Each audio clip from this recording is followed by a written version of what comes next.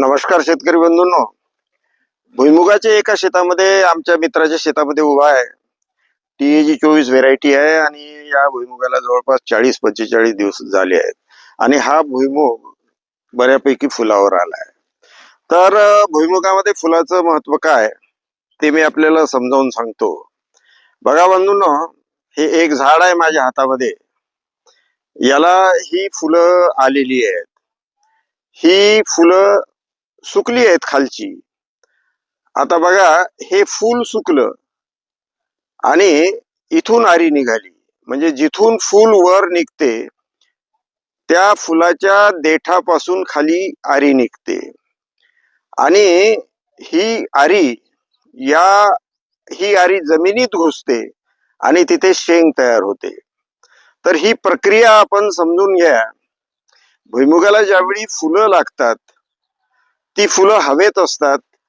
त्या फुलाचं पॉलिनेशन होते, म्हणजे परागीकरण होते आणि परागीकरण झाल्यानंतर तिथे शेंगेचा गर्भ तयार होतो.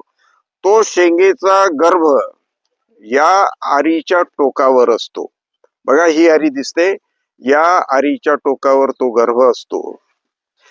हा शेंगेचा गर्भ या आरीच्या टोकावर असतो आणि ही आरी आता जमिनीच्या दिशेनं जाते, जमिनीत खुपसते आणि जिथे जमीन कडक लागेल तिथे मग शेंग पोसणे सुरू होते. तर भुईमुगाला शेंगा लागण्याची अशा प्रकारची प्रक्रिया आहे. भुईमुगाला जास्त शेंगा लागण्यासाठी या भुईमुगाच्या जमिनीजवळच्या खोडाच्या भागातून जास्त फुलं यायला पाहिजेत.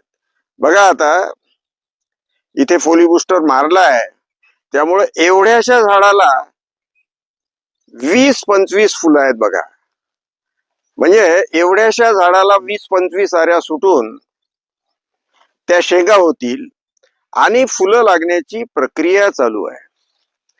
माझी आपल्याला विनंती आहे, हे आव्हान आहे, या अवस्थेमध्ये भुईमुगाला पाणी कमी नाही पडलं पाहिजे. या अवस्थेमध्ये भुईमुगाला फारसं तुम्ही डिस्टर्ब नाही केलं पाहिजेत आणि या अवस्थेत जर तुम्ही फवारणी केली नसेल तर फोली बुस्टरची एक फवारणी करा. पंपाला 25 मिली हे वसंत बायोटेकचं फोली बुस्टर यावर फवारा. त्यामुळं ही जास्त फुले लागतील आणि जास्त आऱ्या सुटतील आणि या आऱ्या जमिनीत घुसून त्याच्या शेंगा तयार होतील. तर आपल्याला भुईमुगाचं जास्त उत्पन्न घेण्यासाठी भुईमुगाची वर जास्त उंची नको, भुईमुग खोडाजवळ थोडासा पसरला पाहिजे असा, म्हणजे जास्त ब्रँचिंग पाहिजेत, जास्त फुले पाहिजेत. आणि जास्त ब्रँचिंग येण्यासाठी भुईमुगाला तुम्हाला वसंत बायोटेकचं आविष्कार किंवा सुपर आविष्कार वापरता येते. तर आविष्कार आणि फोली बुस्टरची एक फवारणी जर तुम्ही केली, दोन्हीचं प्रमाण आहे पंपाला 25-25 मिली, तर जास्त फुलं लागून जास्त ब्रँचिंग येऊन तुम्हाला जास्त उत्पन्न मिळू शकते. बंधूंनो, आपल्या भुईमुगाची काळजी घ्या आणि आपलं उत्पन्न वाढवा. धन्यवाद.